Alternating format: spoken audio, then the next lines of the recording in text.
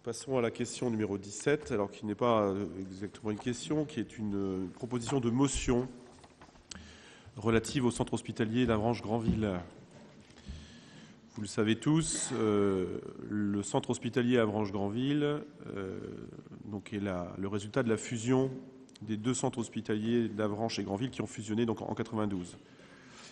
Donc après la fusion administrative et financière et compte tenu du déséquilibre financier structurel de l'hôpital, des fusions de services ont été réalisées avec notamment en 2009 le regroupement du service de maternité sur le site d'Avranches. À cette époque, le projet d'établissement en 2008-2013, adopté par l'ensemble de la communauté hospitalière, donc le conseil d'administration, la commission médicale d'établissement, les personnels soignants et non soignants, et approuvé par l'ARS, prévoyait un équilibre entre les deux sites avec, sur Avranches, la chirurgie classique et sur Granville, la chirurgie ambulatoire. Ces derniers mois, le service de cardiologie de Granville a été transféré à Avranches et le service de médecine générale de Granville a été fermé. La population et les élus granvillais s'inquiètent de ces décisions successives et non concertées et craignent, à terme, la disparition pure et simple du site de Granville. Plusieurs réunions et manifestations ont été organisées ces dernières semaines et notamment le 12 décembre dernier, une rencontre avec la directrice de l'ARS à laquelle ont participé les élus granvillais et avranchinais, la direction et des médecins de l'hôpital. Au terme de cette réunion, il a été convenu d'étudier dans les prochains mois 4 scénarios possibles. Le premier scénario, le maintien de la situation actuelle entre les deux sites.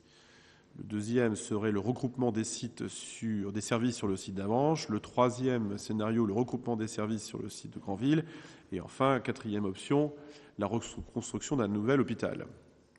Enfin, ces derniers jours, la presse s'est fait l'écho des inquiétudes des personnels du service de maternité situé à Avranches et au sein duquel 7 lits seraient supprimés.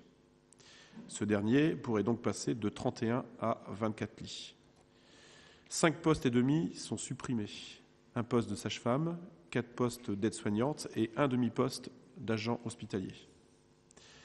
Dans ce contexte général et sans méconnaître les difficultés financières du système de santé, il est proposé au conseil municipal de demander donc l'existence d'une véritable concertation entre la direction, le conseil de surveillance, les élus et les usagers. Il est également demandé l'examen objectif des 4 scénarios évoqués. Aussi, la recherche de solutions équilibrées entre les sites d'Avranches et de Granville. Et enfin, la recherche d'une juste complémentarité entre le secteur privé et le secteur public et le maintien des lits en service maternité. Le conseil municipal entend ainsi apporter son soutien à un mouvement porté par l'équipe de la maternité qui s'oppose à la diminution des capacités gynéco-obstétriques. Ce dernier va passer de 31 à 24 lits, 5 postes et demi sont supprimés, un poste de sage-femme, 4 postes d'aide-soignante et un demi-poste d'agent hospitalier. Donc voilà une motion que l'on souhaite faire passer ce soir au sein de notre conseil municipal. Effectivement, la situation est assez grave et demande que nous nous en préoccupions.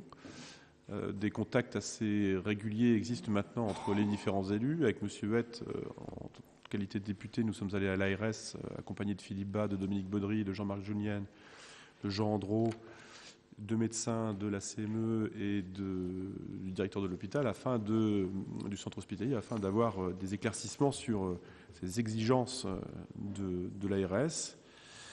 Et pour tout vous dire, logiquement, au mois de juin, une décision devra être prise sur les différents scénarios proposés. Voilà.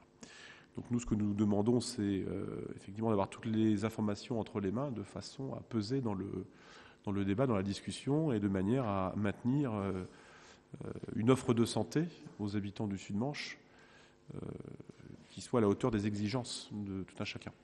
Voilà. Alors, est-ce qu'il y a des personnes qui veulent prendre la parole pour commenter cette motion ou peut-être expliquer la situation? Peut-être Madame Sourdin par rapport à la maternité.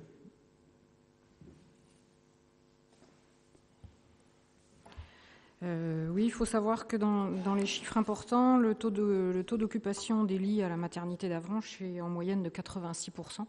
Et que l'ARS, les recommandations disent qu'à partir de 70%, on n'est déjà pas à même de fournir suffisamment de lits. Donc, je pense que la maternité fait ses preuves en termes d'occupation.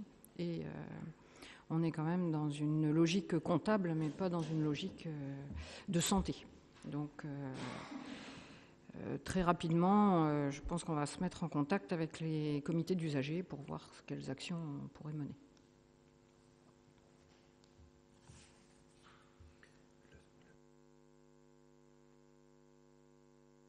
Oui, c'est à peu de mots près la même, la même motion qui a été votée par le Conseil communautaire le 20 décembre. Et je crois que c'est une motion qui ne peut que faire l'unanimité. Et moi, je voudrais quand même regretter, en termes de politique publique, qu'il y a quelques années, c'était en 2008-2009, quand le projet d'établissement a été construit, l'ensemble de la communauté hospitalière, conseil d'administration, puisqu'on l'appelait comme ça à l'époque, communauté médicale, non médicale, etc., tout le monde avait approuvé le système qui a été rappelé tout à l'heure, le partage de compétences entre la chirurgie classique sur le site d'Avranches et la chirurgie ambulatoire sur le site de Granville.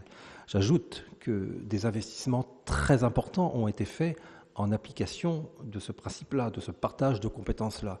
Entre 1,5 million d'euros et 2 millions d'euros ont été consacrés à la rénovation complète des salles d'opération du site de Granville afin d'y pratiquer la chirurgie ambulatoire. Et maintenant, les mêmes personnes, ou quasiment les mêmes personnes, viennent nous dire que ce n'était pas un bon système.